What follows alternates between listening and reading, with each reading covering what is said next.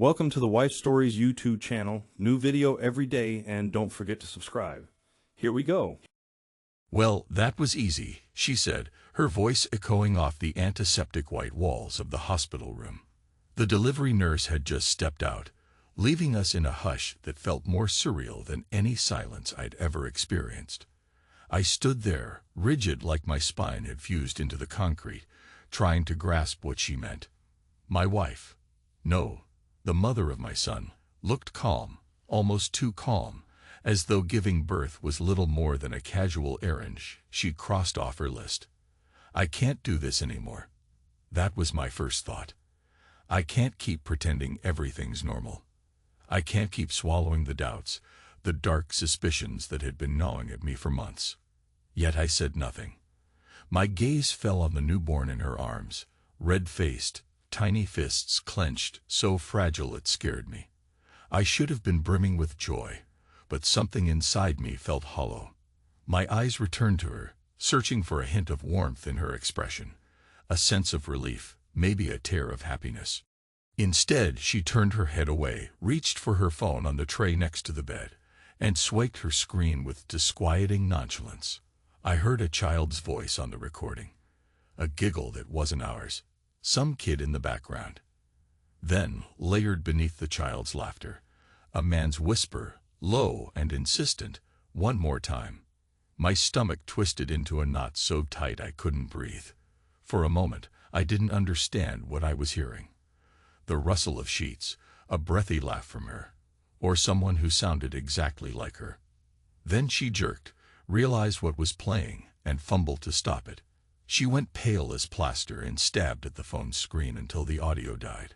I said nothing, just stood there, an intruder in my own life, while our son whimpered in her arms, as though sensing the tension no newborn should ever feel. Something in me froze in that instant, not an icy rage, not yet, more like a cold clarity. The staff came back in with forms and polite smiles, oblivious to the silent storm raging between us. By the time they left again, she had turned her face to the pillow, as though she could hide from the reality that had just cracked open between us. I waited until she fell asleep, her breathing uneven, her arms curled protectively around the baby. Quietly, I slipped out into the corridor, the fluorescent lights humming overhead. People brushed past me, doctors, nurses, visitors, each caught up in their own orbits of worry and hope. I felt like I was in a vacuum, my sense of purpose collapsing under the weight of betrayal. At the small hospital gift shop, I bought a cheap spiral notebook and a ballpoint pen. Why? I wasn't sure.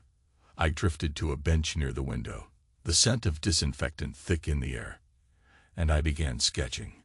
Rough lines of our house, the living room couch, the dining table, the squeaky floorboard by the front door. But in the drawing, she wasn't there. I erased every detail that might have reminded me of her presence. The vintage scarf she always tossed over the coat rack, the half-finished cross-stitch project she left on the coffee table. I turned her into a ghost in my own home. Every stroke of the pen felt like an exorcism. I didn't feel anger, not in the usual sense. No frantic cursing, no trembling fists. I felt calm, which was somehow worse. Like the quiet that settles after a tornado has flattened everything you once recognized. My phone vibrated in my pocket, jolting me. A few friends had texted, wondering how the delivery went, asking if everything was okay. I stared at their names, men I'd known for years, men who'd always assumed I had the perfect marriage, the perfect life. I typed a message to them, simple words, "I have something to show you." Then I opened my photo gallery. I had evidence, photos I'd snapped from her phone weeks ago, messages I'd forwarded to myself, audio clips I'd suspected but never fully confronted. An archive of small betrayals culminating into a single monstrous fact. She'd been sleeping with someone else, a man named David I'd never met in person. I'd seen his face only once in a photograph on her phone. Tall, dark-haired, an easy smirk that suggested everything came to him without much effort. Attaching those files to the group chat felt oddly mechanical, like I was filing a police report. No tears, no frantic accusations, just the data. Then I typed one sentence. All that you never knew about me. And her. I hit send. My thumb hovered for a moment, as if waiting for a wave of regret to crash over me. But I felt nothing, just a blank emptiness. One by one, their replies trickled in. John. Oh man. Stay strong. Is this real? I can't believe it. It didn't matter if they believed it or not. My reality was pinned down like a butterfly specimen, no escaping the needle. I returned to the hospital room, the hallways subdued, lights dimmed for the night. She was still asleep, the baby stirring in the bassinet. I looked at that tiny human life, so new to this broken world, and a pang of guilt stabbed me. He deserved better than this. But I was too numb, too battered inside to muster fatherly warmth. Instead, I stood watch, silent sentinel, until dawn crept in. She was released the next day, and I drove them both home. The car ride was suffocating, her voice at times trembling with forced cheer. I'm so glad to be out of that hospital. I just want to sleep in my own bed. I didn't answer. Every breath felt like an echo of that whisper I'd heard. One more time, looping in my head. When we arrived, I carried the baby inside, hooking the car seat in the living room, then unloaded her bag from the trunk. She tried to meet my eyes, but I couldn't give her that. There was a steel wall behind my gaze, and she sensed it. I saw the fear flicker across her face. Fear of confrontation. Fear of what came next. She finally spoke when I set the bag on the floor. John, listen. About that video. I held up a hand. Not now. She wanted to protest. I could see it in the way her lips parted, but her voice wilted under the weight of my cold stare. She said nothing more and retreated to the bedroom, baby in her arms, door half closed. I poured myself a glass of water in the kitchen, noticing how the overhead bulb flickered slightly. Everything felt like a bad omen. The silence stretched, coiling around me like an invisible rope. My breath came slow, deliberate, but my mind raced through possibilities. What was I supposed to do? Shout, slam doors, demand answers? Was I supposed to pack a bag and leave? My parents were gone. No siblings in the area. Few real friends left who would understand. My mind turned to my father's old advice about marriage. No matter how bad it gets, stick it out. A man doesn't run. But was I even a man in her eyes anymore? That question twisted in my gut. I remembered fleeting moments. Her late-night texts she thought I never noticed. The stiffening of her body when I tried to hold her. The near-mechanical way she'd smile at me. All the red flags I'd refused to see waved in unison now, mocking me. I spent the afternoon tending to mundane chores, paying bills online, sorting laundry, wiping down the kitchen counters. Anything to avoid stepping into that bedroom. My phone chimed occasionally, messages from concerned friends. I ignored them, let the phone remain face down on the table. Eventually, I drifted to the old rocking chair in the living room, the one I bought when we first found out she was pregnant. My heart squeezed. I'd imagined so many nights of cradling my son, reading him stories, being a good father. Now, every plan felt charred, like a house post-fire, only the blackened frame left behind. Sometime around dusk, she emerged. The baby slept in her arms, eyes shut, tiny chest rising and falling with that fragile newness. She placed him gently in the bassinet. Then she turned to me. We stared at each other. The hush was suffocating. John, she said, stepping closer. Please, can we talk? I looked at her face, trying to find the woman I'd married. But all I saw was a stranger wearing my wife's features. I stood up slowly, walked to the dining table, and gestured for her to sit opposite me. She placed her hands on the table, fingers splayed as though bracing for an earthquake. So, I said, my voice low, tell me what happened. She swallowed hard, eyes flitting to the baby, then back to me. It was a mistake. I nodded, though my insides felt raw. How long? Her gaze dropped to her lap. Almost a year.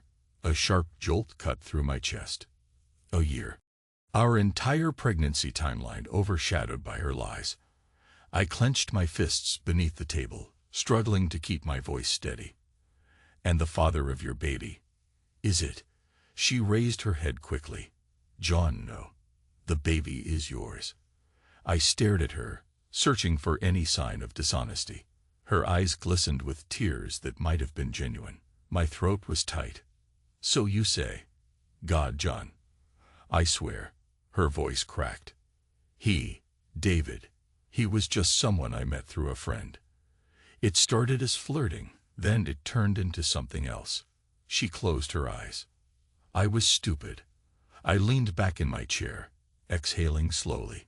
And that video. Her cheeks flushed. He recorded us once. I didn't even know he kept it. I guess it synced to my phone somehow. I was deleting it, but I must have. I'm sorry. I let the silence hang. She folded her hands together in a white-knuckled grip. How many times? I asked. John, does it matter? I ended it. I swear I ended it before the baby was born. I felt a bitter laugh building in my chest, but I swallowed it. Instead, I said, answer me. Her voice came out a broken whisper. I don't know. 10, maybe 20 times. I stared at a crack in the wooden tabletop, remembering the nights I'd worked late, the weekends she claimed she was visiting her sister. The timeline slid into place like a twisted puzzle.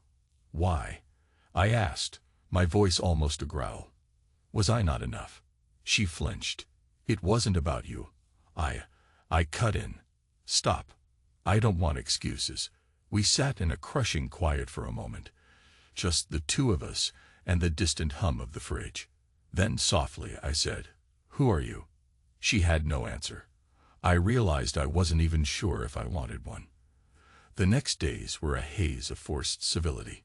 We barely spoke except for necessary words about diapers, feedings, or the baby's pediatric appointments. At night, I slept on the couch, if you could call those restless hours sleep. Every so often, I'd hear the baby crying at odd intervals. I'd listen to her footsteps shuffle across the hall, the gentle murmurs as she tried to soothe him. Part of me ached to hold my son, to do the fatherly thing. But I felt disconnected, like I was watching someone else's family from behind glass.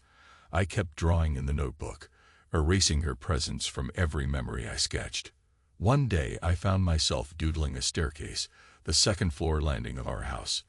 In the real world, her painting hung on the wall there, a soft pastel of a beach at sunset. In my sketch, that painting was gone. My pen hovered over the blank space. I pressed so hard I nearly tore the page. When I sent the evidence to my closest friends, their responses ranged from shock to pity. A couple demanded to meet, to talk things through. I refused. I didn't want the pitying eyes, the awkward half-hugs. I didn't want any of it. I avoided phone calls, text messages, everything. I felt like I was marooned on an island of my own making, and I intended to stay there. On the third evening, she cornered me in the living room. The baby was down for a nap. A midday feeding had left him drowsy, so we had a small window of quiet. She stood by the couch, arms folded, face drawn. I want to fix this, she said. I snorted. Fix, right. She glanced at my drawings scattered on the coffee table, a flicker of hurt in her eyes. She picked one up. The living room without her favorite armchair, the one she used to read in for hours. You're erasing me from everything. Because it's all I can do right now. John, I know you hate me, but we have a child. We can't just.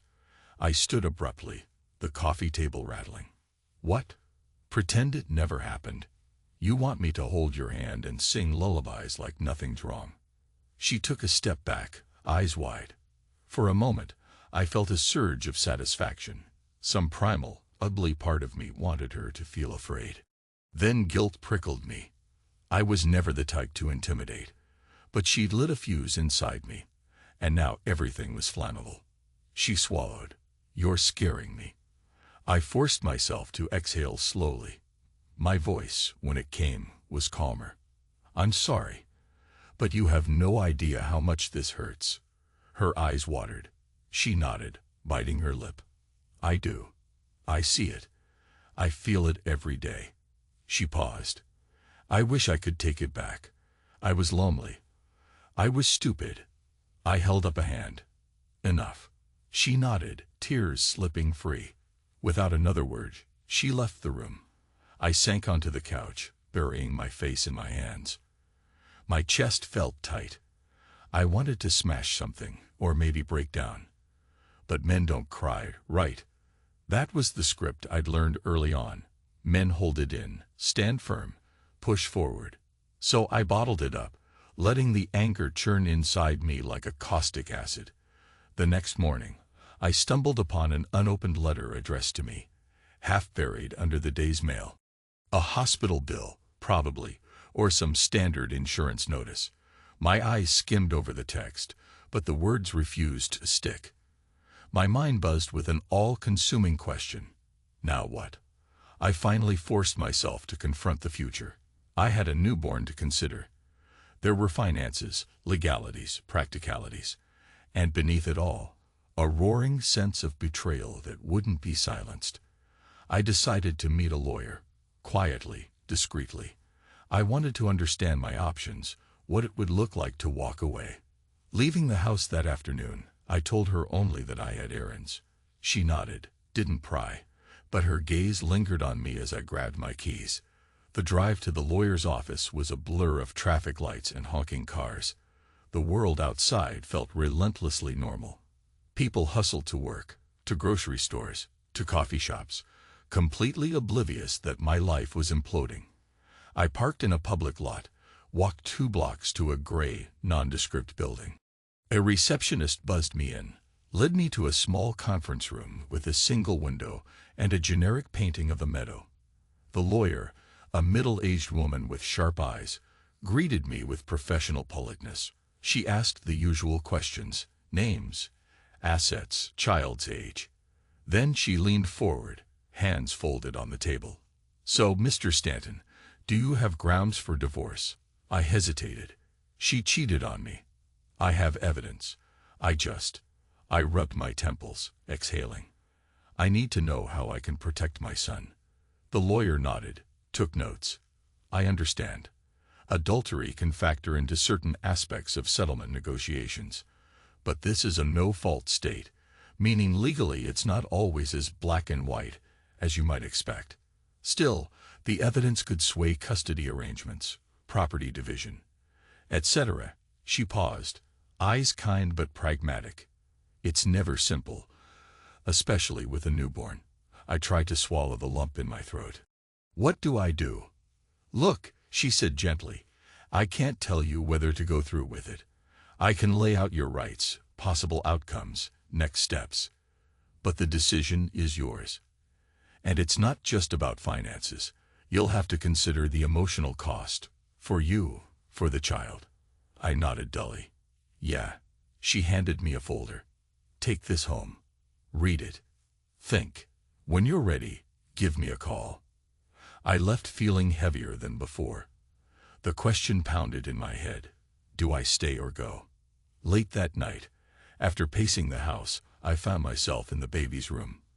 Our son was asleep in his crib, lips parted in that peaceful slumber newborns have. I leaned over the rail, touching his tiny hand, feeling the fragile warmth of his skin. Guilt and heartbreak seared through me. He didn't ask for any of this. Behind me, I heard the floorboards creak. She was there, watching. In the faint glow of the nightlight, I saw her face, drawn, exhausted, a mixture of fear and longing. She took a step closer, arms folded protectively over her chest. "John," she whispered, "let's talk." I hesitated, glancing at the baby, then followed her into the hall where our voices wouldn't disturb him. The corridor lights were off, the darkness broken only by the soft spill from the living room. She took a shaky breath. "I know this doesn't fix anything, but I need you to understand. I never stopped caring about you." A bitter smile curled my lips. "Your way of showing it was interesting." She wiped a tear from her cheek. I'm not asking for forgiveness. I want you to know I regret it. All of it. I've hurt you. And I've ruined everything. I wish I could go back, do things differently. For a moment, I saw the vulnerability in her eyes, the part of her that maybe once loved me. But the memory of that audio, the whisper, one more time, burned in my mind. I nodded slowly. Regret won't undo what's done. She looked down at her feet. I know. But maybe we can at least talk about some kind of future, even if it's not the future we planned. I thought of the folder in my car. The lawyer's words echoed in my head. Consider the emotional cost. I pictured shared custody, schedules, passing our son back and forth like cargo. Then I pictured living under the same roof, swallowing the bile of her betrayal every time I looked at her. The anger in my chest flared, but I forced it down, forced myself to remain quiet. Finally, I said, I'll think about it. She nodded, tears brimming. Thank you. I turned away, heading toward the living room. I didn't want her to see my face contoured with the pain I was strangling inside. I sank onto the couch, pressed my palms to my eyes, and inhaled slowly. The entire house was silent except for the ticking of the clock on the wall. It felt like a countdown to something inevitable. In the following week, tension hung like a storm cloud. We moved around each other cautiously, as though we might trigger hidden landmines at any moment. In those days, I settled into a routine of caring for my son, feeding him, changing him, cradling him when he cried. I discovered a strange well of patience I never knew I possessed. He became my anchor, the small lifeline tying me to some semblance of sanity. Meanwhile, she tried to help, to co-parent in a normal, supportive way. We alternated nighttime duties, shared small tasks. The house was filled with the standard chaos of a new baby. Bottles, blankets, sleepless nights. From an outsider's perspective, we might have even looked like an ordinary couple adjusting to parenthood. But beneath that thin veneer, the betrayal pulsed like a fresh wound. One evening, as I was washing bottles in the kitchen sink, she approached from behind. I tensed, half expecting a confrontation. Instead, she quietly asked if I could show her how to swaddle the baby better. I nodded, drying my hands, and followed her to the nursery. For the next few minutes, we stood side by side, bundling the baby in soft cloth, adjusting the folds. It struck me how intimate this small moment was. Together, caring for this fragile life. When we finished, she gazed at me, her eyes pleading. Thank you, she whispered. I managed a nod, unable to speak. My chest ached with conflicting emotions. Anger, sadness, longing, regret, and under it all a fierce protectiveness for the little boy in my arms. It was around this time that the texts from my friends turned from shock to confusion. Dude, are you going to do something? Are you just going to let her get away with this? The concept of letting her get away with it gnawed at me. Did I need to lash out, to unleash a torrent of rage for it to be considered justice? And what would that accomplish, besides hurting my son more in the process? Yet there was a voice inside me, a dark whisper, insisting that I exact some form of revenge. Maybe not physical, but something that would make her feel the same searing betrayal she had inflicted. That voice rumbled like distant thunder in my thoughts, especially late at night when my mind wouldn't quiet. Then, one afternoon, an opportunity arrived unannounced. I was rummaging through the closet for a spare blanket when I found her old phone, the one she'd replaced just before giving birth. A wave of grim curiosity hit me. I remembered the passcode from times she'd asked me to help with settings. I unlocked it. Her apps, photos, and messages were all still there, unsynced from whatever she currently used. My heart pounded. Did I really want to open these digital doors? I clicked on the messaging app, scrolled. Threads of conversations with David. It started innocently enough, harmless banter about mutual acquaintances.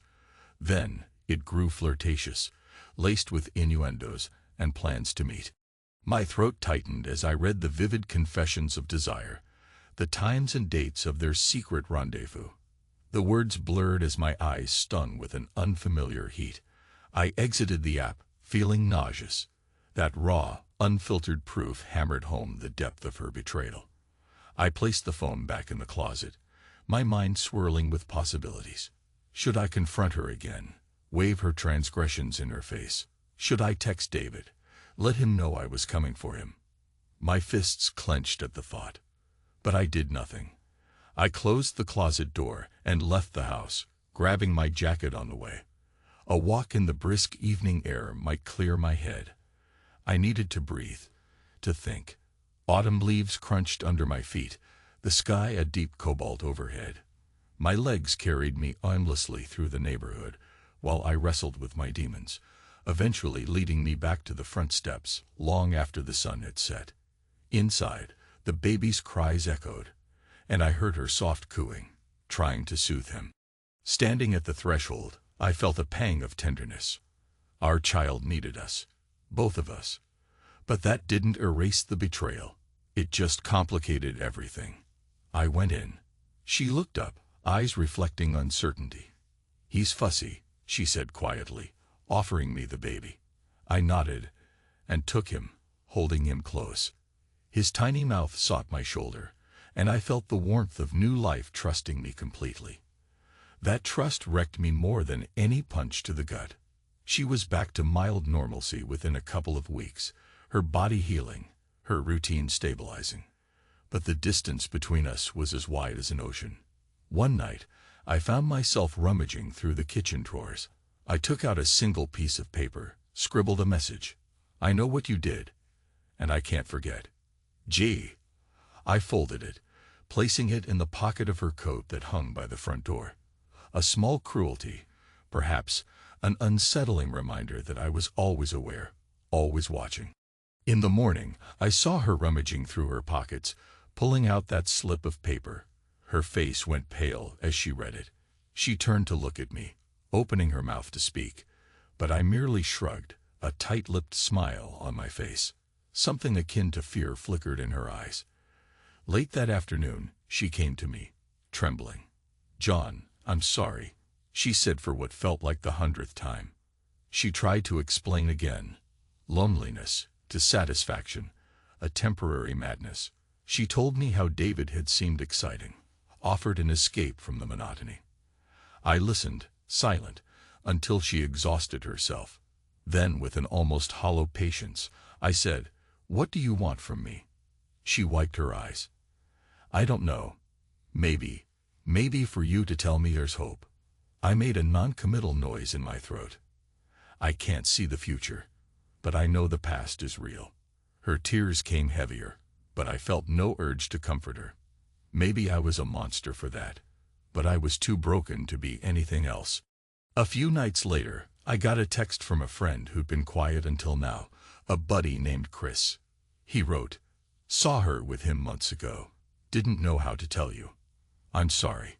The realization that everyone knew, or at least suspected, sank like a stone in my gut. An entire year of rumors and sideways glances behind my back. A swirling sense of humiliation boiled up inside me. My next exhale was a shaky, ragged thing. I typed back, "All good. Now I know." That night, I lay awake, staring at the ceiling. She was in the other room, likely staring at her own piece of darkness. The baby slept between us in physical distance, but also linked our futures whether we liked it or not. I tried to remember the last time I felt truly happy. Maybe it was that day we found out she was pregnant, the moment we both laughed and cried, hugging in the bathroom with a positive test trembling in her hands. We'd been so excited, but apparently that excitement wasn't enough for her. She needed David, or the thrill he provided. And I was left with broken illusions and a child who deserved none of this chaos. I felt something snap inside me that night. A grim acceptance. I had a plan forming in the back of my mind. An impetus for how to break these chains. Rage alone wouldn't solve it. I needed a methodical approach, something that said, "I will not be your fool any longer." I whispered into the darkness, "I can't do this anymore." And this time, I meant it as a vow. The next morning, I rose early. My hands trembled with adrenaline. I found her phone on the nightstand in the bedroom.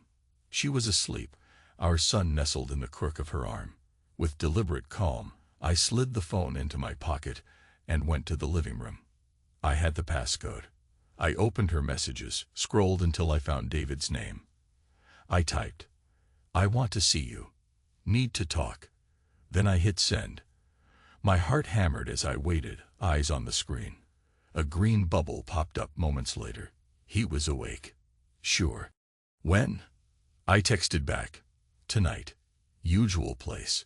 I'd gleaned enough from their earlier threads to know they often met at a cheap motel near the highway. David responded quickly. We could do that. But I thought you said it was over. My jaw tightened. I typed. I changed my mind. Then I set the phone down. A plan was in motion.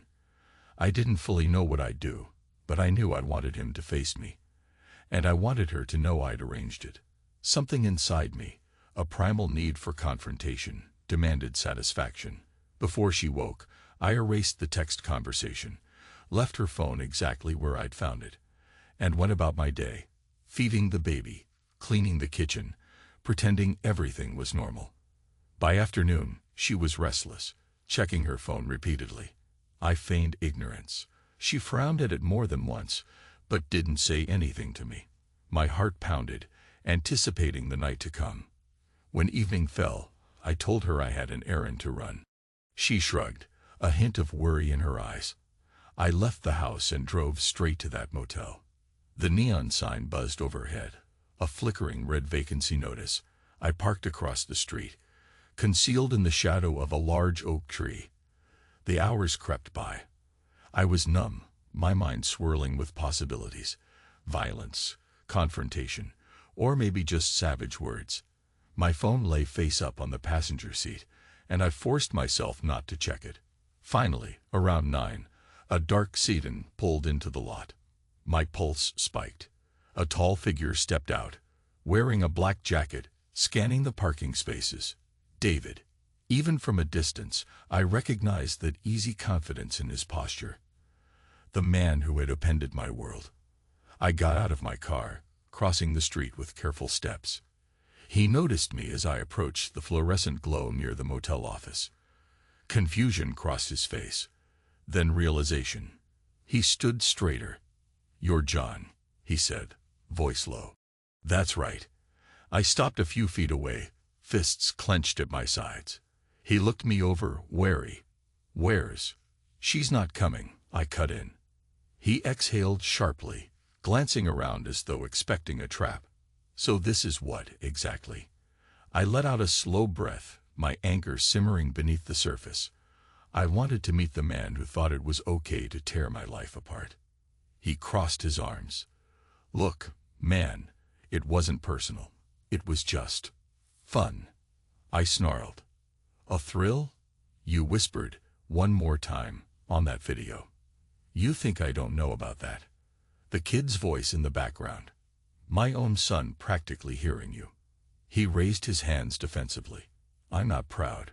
She told me you two were drifting apart." I took a step closer, my heart pounding in my chest, like a war drum. "You don't get to rationalize this. You came into my home, my life. I have a child. Do you get that?" My voice trembled with barely suppressed fury. He swallowed, eyes darting around. I didn't force her. It was mutual. I almost lunged, fists tightening.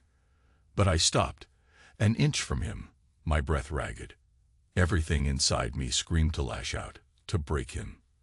But a different part of me recognized that no punch would mend my life or restore my trust in her. "Stay away from my family," I said through gritted teeth. "If you ever so much as text her again, I swear, I'll..." He nodded quickly. "I get it. I'm done." We locked eyes, two men in a motel parking lot, under sickly neon light. The cold wind whipped around us. I felt hollow, like the fight in me had reached its apex. Another minute passed, and neither of us spoke. Then he turned to go, but paused. "I'm sorry," he said, voice strained. It sounded more like fear than genuine remorse. I watched him walk away, climb into his sit-in, and drive off into the night. The taillights disappeared down the highway. I stood there, chest heaving, uncertain what I'd accomplished. Eventually, I got back in my car and headed home. My mind was oddly clear, like I'd just woken from a fever dream. I wanted to see my son, hold him, reassure him that everything would be all right. The rest, the marriage, the future, her, felt distant, something I'd unravel later. When I returned, the house was dim. She was in the living room, lights off except for a small lamp. She rose from the couch, relief and alarm vying in her expression. "You went to see him," she said, voice trembling. I saw the texts. Why? I closed the door behind me. The lock clicked, echoing in the silence. "Because I needed to face him, the man you chose over me." She hung her head, tears slipping down her cheeks. "I was terrified you'd do something drastic." I inhaled, crossing to the center of the living room. I stared at her face, the memories of our life flooding me. Wedding vows, vacations, laughter over burnt pancakes. And now, this. "He won't come near you again," I said, voice flat. She just stood there, shoulders trembling. After a moment, she whispered, "Thank you." A bitter laugh escaped me. "Don't thank me." Silence thickened in the air. I felt the tension coil like a snake. Finally, I walked to the couch, lowered myself down.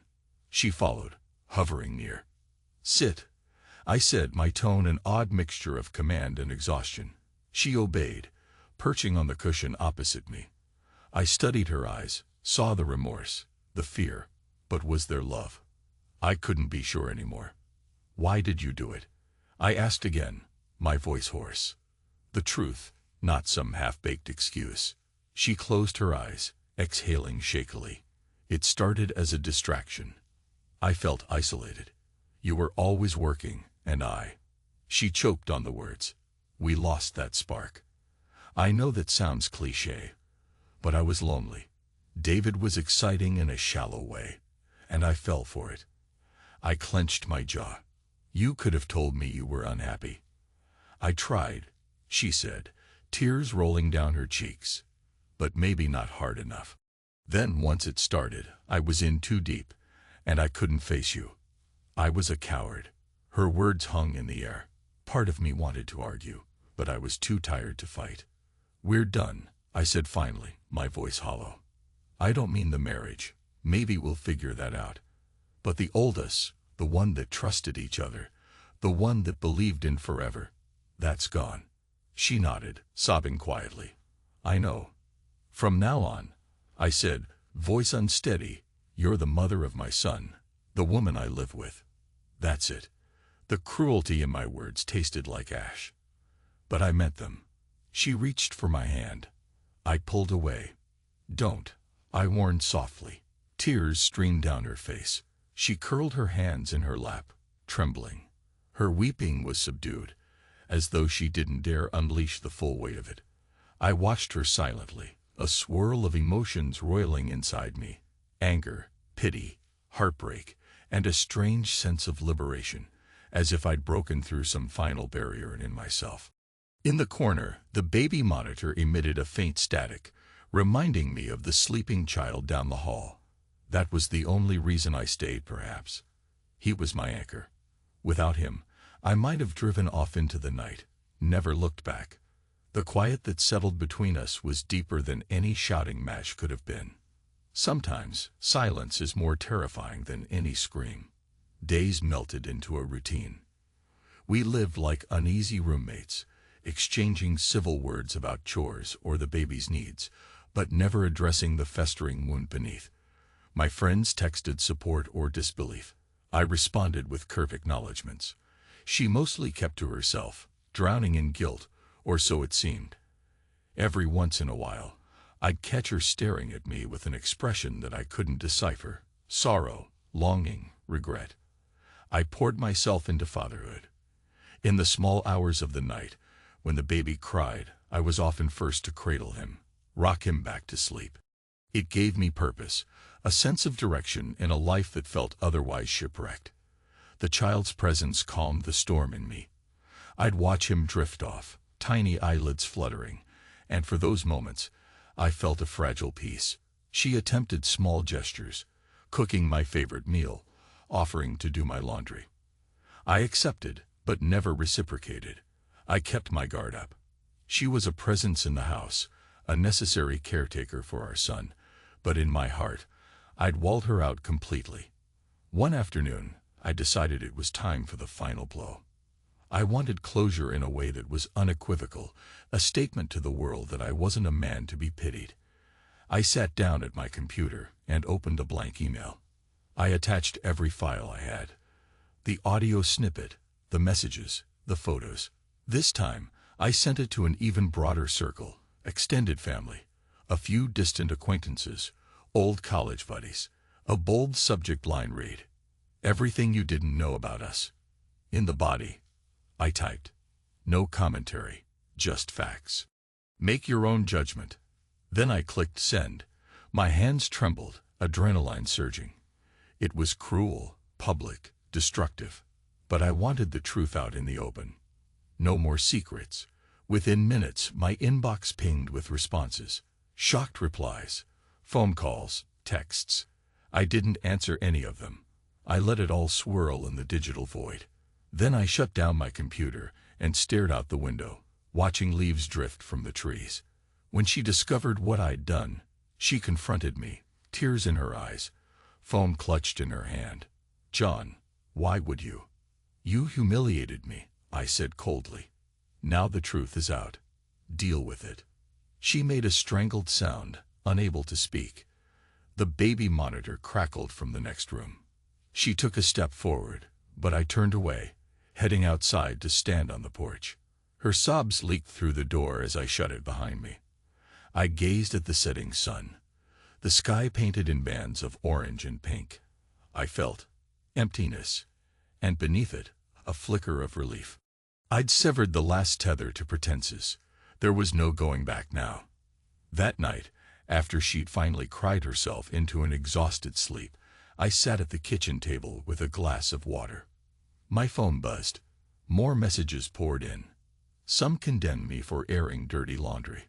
Others offered support, telling me to stay strong. A few were from her relatives, outraged or begging for an explanation. I turned the phone off. I drifted to the living room, noticing the cheap notebook on the coffee table. With a mechanical calm, I flipped it open and began drawing. I sketched our house again, but this time the lines felt sharper, more defined. I drew every wall, every window, every corner. And in that house, I was alone. No trace of her, no sign of her existence. When I finished, the final lines of the drawing seemed to shine under the lamp's light. I closed the notebook and set it aside, the last page feeling like a completed chapter. I rose from the couch, letting the exhaustion consume me. Days passed. We existed in a strange limbo, our interactions minimal.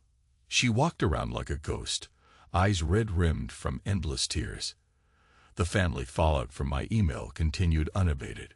Her parents called me, demanded to know why I'd gone nuclear. I told them the truth. "Ask your daughter." They hung up, stunned. One evening, I caught her in the hallway, her face tear-streaked. She stared at me with raw desperation. "Please," she said, "I'll do anything to make this right." I shook my head. "You can't fix something you shattered. At least, not overnight." She nodded, biting her lip. "But maybe someday." I shrugged, arms hanging limp at my sides. "I don't know." My words crushed her, but I was beyond pity. I walked away, leaving her standing there in the half-dark, her sorrow mingling with the shadows. It was nearly 3 weeks after the baby's birth when the final confrontation came. I was in the living room, pacing. She stood by the fireplace, arms wrapped around herself. The baby was asleep in his bassinet. A single lamp lit the room, casting our shadows on the wall. I spoke first. "Do you want me to leave?" Her face contorted, confusion flickering. "No. I mean, I don't know. Do you? I don't have an answer, I admitted.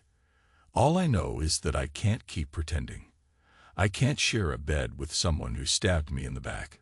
She swallowed, tears welling up. We can talk to someone. A counselor, maybe. For the baby's sake, if nothing else. I laughed bitterly. Counseling. You think that'll erase the image of you and him, or your hushed giggles in that recording? He said, one more time. And you just. My voice broke off, trembling with suppressed fury. She bowed her head, cheeks flaming with shame. I'm sorry, she murmured, for the 1000th time. I inhaled a shaky breath. Give me one reason to stay. She looked up, tears streaming. Our son needs his father. I nodded, feeling that pang in my chest again. She was right. He did need me. For a moment, my resolve wavered, the father in me overriding the scorned husband. Then I clenched my fists. Fine. I'll stay for him. But not for you. She let out a sob, raw and broken. We stood there, the tension thick. Finally, she sank to her knees, hands covering her face. I turned away, staring at the wall. In the hush that followed, I heard my own heartbeat pounding in my ears, felt the weight of everything pressing down on my shoulders. After a moment, I crouched down, lifted her chin. Her eyes were red, wet. I stared at her, at the woman I once called my wife. From now on, I whispered, you're just the mother of my son. That's all. She nodded slowly, tears dripping onto the floor. I understand. I rose to my feet. I'm going for a walk. Her voice came out in a hoarse whisper. John, please, don't. I paused at the door, turned the knob. Then, without looking back, I stepped outside. The night air was chilly against my skin. I inhaled deeply, my breath puffing white. The old me might have curled up, cried, or begged for us to piece things back together. But that man was gone. I wandered the quiet streets, the suburban lamps casting yellow pools of light. My mind churned with thoughts of fatherhood, betrayal, identity. But the rawness I'd felt initially was replaced by a strange, hollow calm. I realized it was the calm of acceptance. She betrayed me, and now we lived with it. I'd had my confrontation with David, had outed her to everyone we knew. The worst had been unleashed, and the rubble was all that remained. In a twisted way, it was liberating. When I returned, the house was dark. She must have gone to bed. I locked the door behind me and stood in the silent living room, letting the shadows close in around me. At dawn, I woke to the baby's cry. I lifted him from the crib, fed him, changed him, held him close until he settled. She stayed in the bedroom, the door shut. I was grateful for the reprieve. I rocked my son in my arms, pressing my cheek to his downy hair, promising him silently that I would protect him, even if it meant staying in a broken home for a while longer. Later in the day, she emerged, eyes puffy. She thanked me for taking care of the baby. I just nodded. No hostility, just emptiness. We functioned like two individuals bound by an infant, but nothing else. The pattern continued for weeks. Minimal communication, each of us tending to the baby, forging a fragile coexistence. We slept in separate rooms, tiptoeing around each other like strangers who happened to share a roof. My friends kept prying, but I offered no details. I'd done enough damage with that email.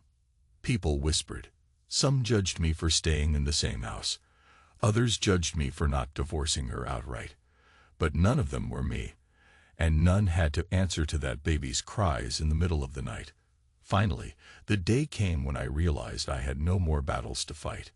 I confronted David. I'd laid bare her betrayal to the world. I'd hammered the last nail into the coffin of our marriage, and I'd made it clear that I would remain only for my son. She walked around looking like a penitent spirit, bearing the weight of her choices. I was worn out from the war, but I wasn't the same man I was before. That night, I lay awake on the couch, the baby sleeping peacefully in his crib. The living room lamp cast elongated shadows on the wall. My eyes felt gritty from lack of rest. But my mind spun. I thought about everything. The day she gave birth, the phone recording, the confrontation, the heartbreak. Anger had consumed me, but now it simmered down to a dull ache. I rose, clicked off the lamp. The living room fell into darkness, a tangible void. I stood there, letting the blackness envelop me, trying to decide if I felt free or just empty. A faint light spilled from the hallway. But beyond that, nothing. Then, one by one, the bulbs in the house winked off as if in solidarity. Perhaps she was shutting down the rest of the rooms, or maybe a breaker flipped. I felt the darkness press in on me. For a moment, my breath caught. It was like the universe had just flipped a switch, leaving me alone with my thoughts. And in that pitch-black silence, I realized something profound. I was no longer drowning in rage. I was hollow, yes, but in that hollowness, there was space to breathe, space to rebuild, or at least to exist. The last vestiges of my old life were gone, replaced by a quieter, starker reality. With one final exhale, I closed my eyes, welcoming the darkness. Then the lights went out completely. End.